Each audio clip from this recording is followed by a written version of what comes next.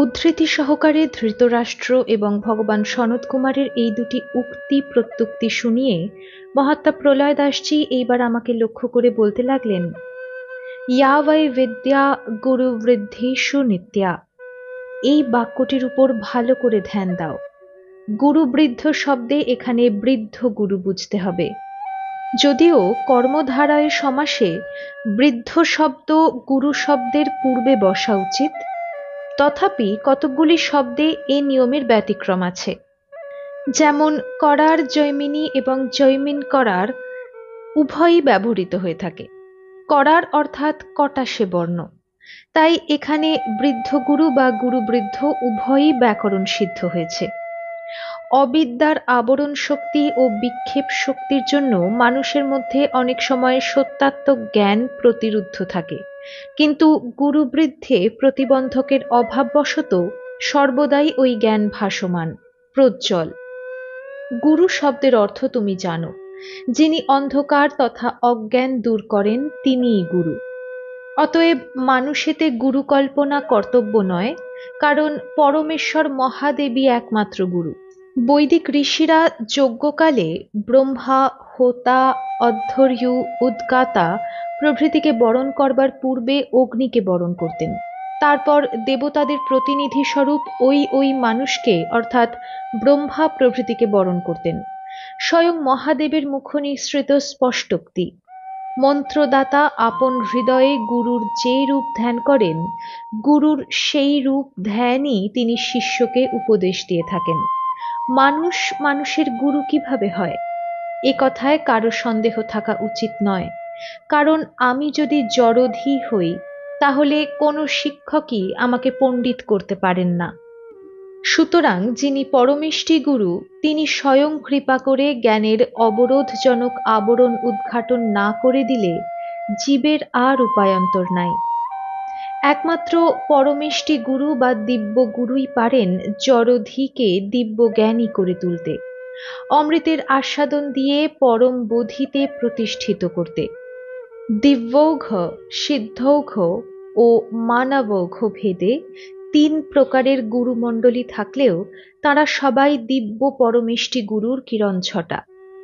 এ যেন এক বিরাট আলোক স্তম্ভ হতে সারি সারি 12টি দিব্যরশ্মি এসে পড়েছে 12টি কেন্দ্রে।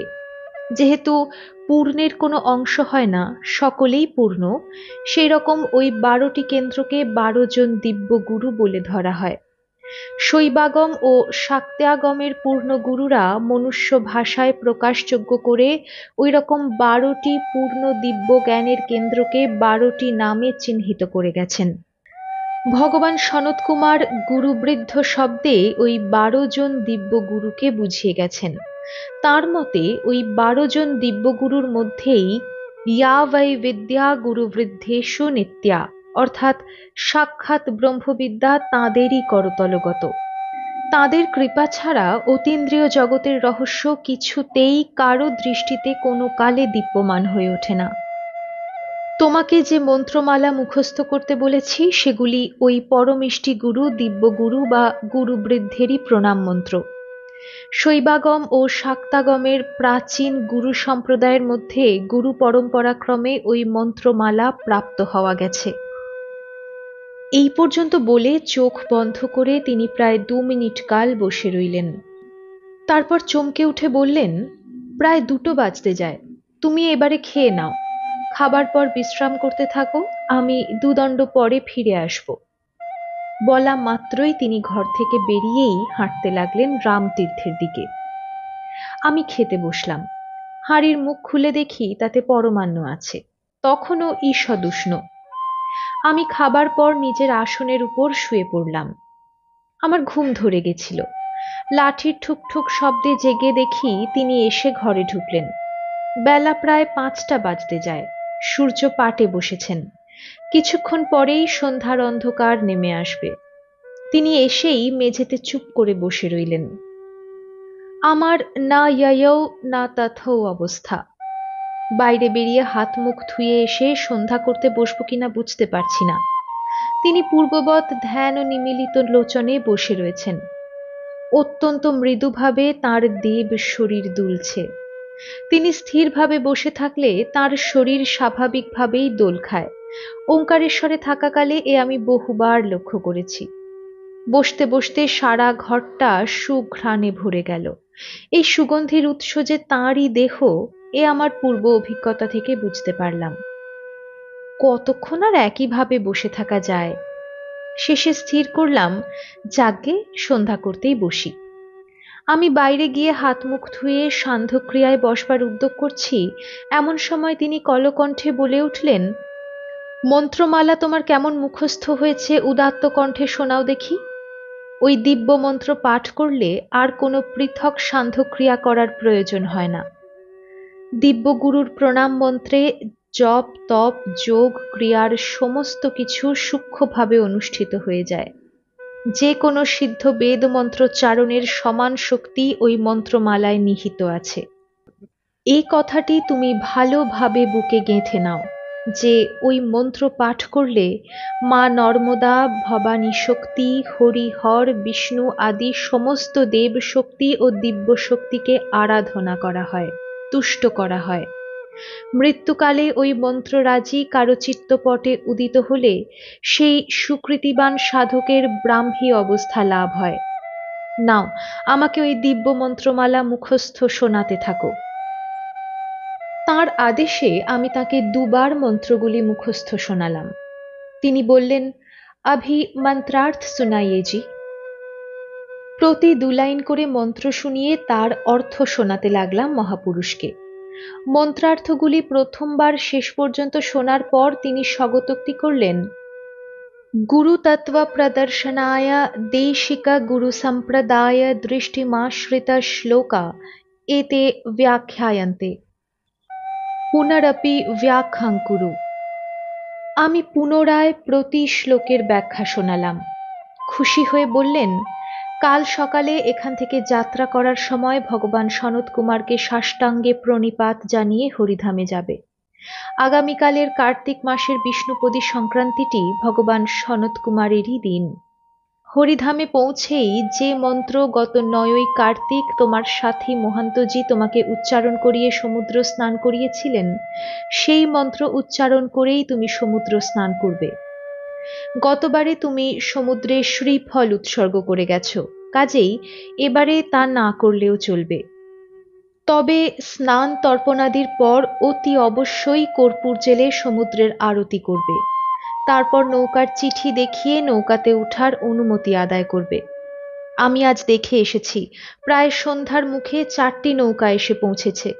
সকাল 8টা নাগাদ ছেড়ে যাবে। প্রায় 150 জন সাধু ধর্ণা দিয়ে সেখানে পড়ে আছেন। মা নর্মদার দয়া ভিক্ষা করে নৌকাতে গিয়ে সওয়ার হবে।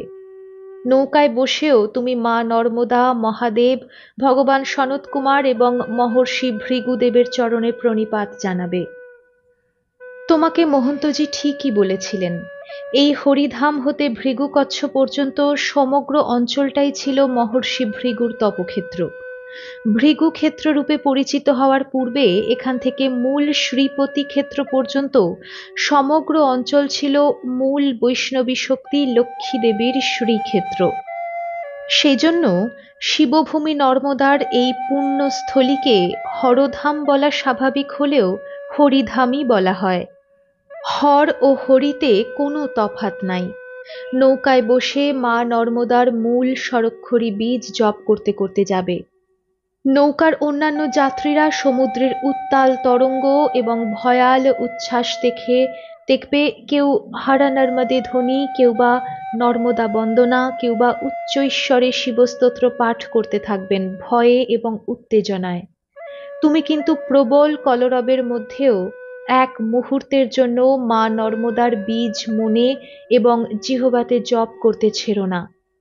15-16 মাইল ওইখানে সমুদ্রের বিস্তার। জোয়ার ভাটার মারপ্যাঁচ থাকলে 10-12 ঘন্টা সময়ও লেগে যায় নিরাপদে দক্ষিণ তটে পৌঁছতে। মা নর্মদার কৃপা হলে 8 ঘন্টার মধ্যেও কোনো কোনো নৌকা পৌঁছে যায়। যার যেমন কর্ম। জোয়ার এসে পড়লে মাঝিরা যথেষ্ট সতর্কতা অবলম্বন করা সত্ত্বেও যদি তাতে পরিক্রমার নিয়ম মানেনি এমন কোনো পতিত সাধুমূর্তি নৌকাতে থাকে, তাহলে সহসা জোয়ারের ধাক্কায় সে নৌকা ভেঙে চুরমার হয়ে যেতে পারে। ক্রূরকর্মা ব্যক্তির পক্ষে হরিধাম অতিক্রম করা দুষ্কর। এই জন্যই পাথরগিরি মহারাজ মা নর্মদার প্রত্যাদেশ পেয়ে পরিক্রমাবাসীদের যথোচিত পরীক্ষার ব্যবস্থা করেছিলেন। তাঁর উত্তর সাধক পুষণগিরিজি এখনও সে দায়িত্ব সতর্কতা ও নিষ্ঠার সঙ্গে পালন করে চলেছেন। তিনি আরও বলতে লাগলেন, মাঝদরিয়ায় পৌঁছে এমন একটা বিচিত্র স্থান জলের মধ্যে দেখতে পাবে যেখানে নর্মদার জল স্পষ্টত শ্বেতাভ এবং সমুদ্রের জল নীলাভ। পাশাপাশি দুই বর্ণের পার্থক্য দুটি ধারা গায়ে গায়ে মিশিমিশি করে বয়ে চলেছে। নর্মদা যে সমুদ্রের সঙ্গে মিলিত হয়েছেন এটা তার অকাট্য প্রমাণ। ওই মিলিত ধারা দর্শন মাত্রই তুমি ওই মন্ত্রমালা উচ্চৈঃস্বরে পাঠ করতে থাকবে, নিজের মাতৃভাষাতেই প্রকাশ্যে মন্ত্রার্থও বলতে থাকবে। তুমি নিশ্চিত থাকো, তোমার সহযাত্রীদের মধ্যে একজনও বাঙালি থাকবেন না। সংস্কৃত বোদ্ধা যদি কেউ থাকেন তিনি শুনুন, তাতে কোনো ক্ষতি নাই। দিব্যমন্ত্রের হিল্লোল ও ব্যঞ্জনা জাগিয়ে তুলবে আকাশে বাতাসে। মন্ত্রপাঠের শেষে স্বরক্ষরী বীজ জপ করতে করতে বেশ কিছুটা এগিয়ে যাবার পর হঠাৎ দেখবে নৌকা থেমে যাবে। তুমি স্থির দৃষ্টিতে তাকিয়ে থাকবে সমুদ্রের তলার দিকে। বিনা মেঘে যদি আকাশে বিদ্যুৎ ঝলসে ওঠে, তাহলে সে সময় মা নর্মদার ইচ্ছা হলে মহর্ষি ভৃগুর চির জাগ্রত তৃতীয় নেত্র উদ্ভাসিত হয়ে যেতে পারে মুহূর্তের জন্য। এই কটি কথা বলেই তিনি পূর্ববৎ চোখ বন্ধ করে দুলতে লাগলেন। 5 মিনিট কেটে গেল, তার মুখে কোনো কথা নাই।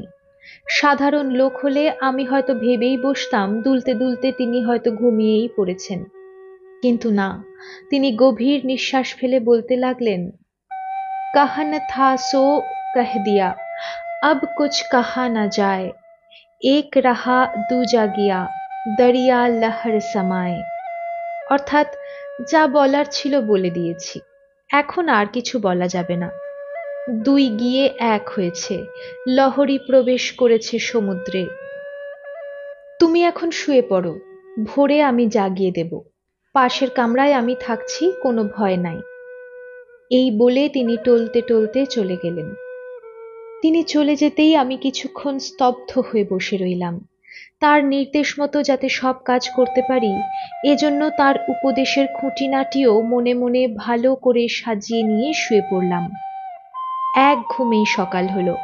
চারদিক কুয়াশায় ঢেকে আছে। ভোরের পাখিরা কলস্বরে ডেকে চলেছে, কিন্তু ঠান্ডার প্রকোপে কেউ নীড় ছেড়ে উড়ে বেড়াচ্ছে না দেখতে পেলাম। উড়ে বেড়ালেও কুয়াশার জন্য আমার দৃষ্টিগোচর হবার কথা নয়। আমি মহাত্মার পূর্ব নির্দেশ মতো ভগবান সনত কুমার, মা নর্মদা, মহাদেব এবং মহর্ষি ভৃগুর উদ্দেশ্যে প্রণাম জানাচ্ছি, এমন সময় পাশের ঘর থেকে তাঁর সাড়া পেলাম। মহাদেবকে ওইখানে বসে প্রণাম জানালে চলবে না, তুমি খাঁড়ির কাছে হেঁটে গিয়ে গোমুখাকৃতি স্বয়ম্ভুলিঙ্গকে প্রণাম করে এসো। হরিধামে পৌঁছে তখন একেবারে সমুদ্রে স্নান করবে। আমি তাড়াতাড়ি উঠে গাঁঠরি ইত্যাদি বেঁধে নিয়ে সোয়েটারটা চাপিয়ে বেরিয়ে গেলাম বাইরে। ধীরে ধীরে খাঁড়ির কাছে পৌঁছে গোমুখাকৃতি স্বয়ম্ভুলিঙ্গকে প্রণাম করে ফিরে এলাম মহাত্মার কাছে। ভুল লুণ্ঠিত হয়ে তাকে প্রণাম করতেই তিনি বলে উঠলেন, হ্যাঁ, এবার তুমি সোজা চলে যাও হরিধামের রেবা সমুদ্র সৈকতে। শিবাস্তে সন্তু পন্থানহা, তোমার পথ মঙ্গলময় হোক। এই বলেই তিনি পিছন ফিরলেন। লাঠি ঠুকে ঠুকে হেঁটে যেতে লাগলেন যাত্রীশালার পিছন দিকে। আমি কয়েক পাপড়ি এগিয়ে গিয়ে আর্তস্বরে চিৎকার করে বলে উঠলাম, আবার আপনার দর্শন পাবো তো? আজ আমি একান্তভাবে একা হয়ে গেলাম। দক্ষিণ তট পরিক্রমার সময়ও আপনার কৃপা দৃষ্টি যেন আমার উপর থাকে। আমি ঝরঝর করে কেঁদে ফেললাম। কিন্তু ইনি তো মহন্ত নগেন্দ্র ভারতীজির মতো স্নেহময় সাধু নন, নিতান্তই কুলিশ কঠোর। তাঁর দেব দেহ ধীরে ধীরে কুয়াশায় ঢাকা পড়ে যেতে লাগলো। তার কণ্ঠস্বর শোনা যাচ্ছে, কান পেতে শুনলাম তিনি তান ধরেছেন। मुझे कहाँ ढूंढेगा बच्चा, मैं तो तेरे पास में, ना मैं ओमकार, ना मैं भरोच, ना कोई रेवा तट में, ना तो कोई क्रिया कर्म में, ना ही योग वैराग में। खोजी है तो तुरंत मिलूंगा पल भर की तलाश में। प्रलय दास तो सदा निवसती सब सांसों की सांस में। তিনি ধীরে ধীরে অদৃশ্য হয়ে গেলেন।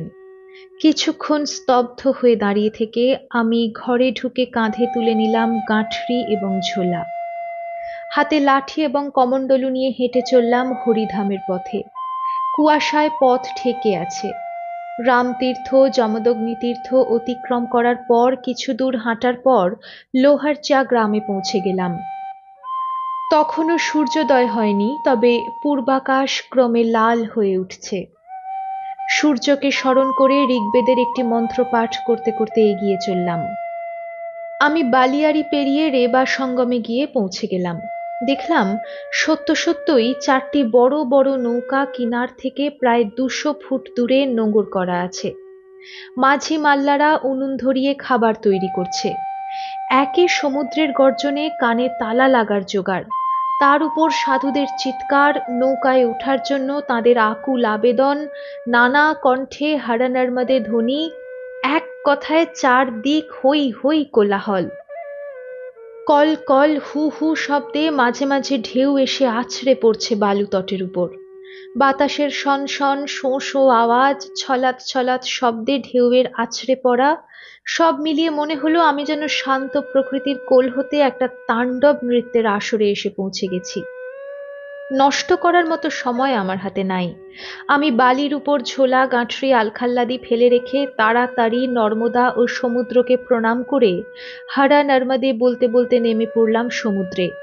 মহান্তজি সমুদ্র স্নানের যে মন্ত্র শিখিয়েছিলেন, সেই মন্ত্র উচ্চারণ করতে করতে যুক্ত করে সমুদ্রের উদ্দেশ্যে বললাম, ওং অনশ্চ তেজো হি আপস্য দেহো রেতো হি বিষ্ণোমৃতস্য নাভিঃ এতদ ব্রুবন পাণ্ডবং শ্রুতৌ বাকম ততোবগাহেত পতিং নদীনাং।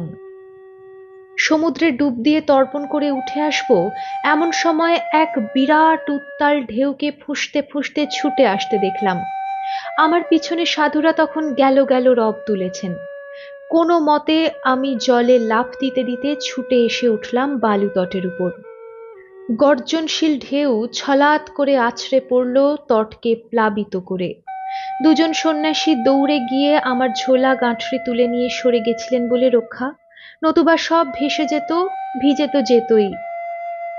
আমি এখানে আসার সময় যমদগ্নি তীর্থের পাশের ঝোপ থেকে কিছু বুনো ফুল তুলে এনেছিলাম পূজার উদ্দেশ্যে। সেগুলি ঝোলার মধ্যেই ছিল। আমি ঝোলার ভিতর হতে সেগুলি আনতে গিয়ে যে সাধুরা সেগুলিকে সরিয়ে এনে সমুদ্র জল হতে বাঁচিয়েছিলেন, তাদেরকে ধন্যবাদ জানিয়ে আবার গিয়ে জলে নামলাম। সমুদ্রের জলে এক একটি ফুল নিক্ষেপ করে পূজা করতে থাকলাম।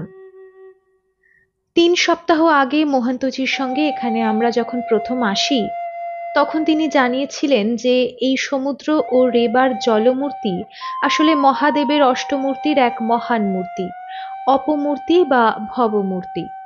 এ কথা মনে পড়তেই আবার একটি ফুল সমুদ্রে অর্পণ করে পূজা করতে লাগলাম।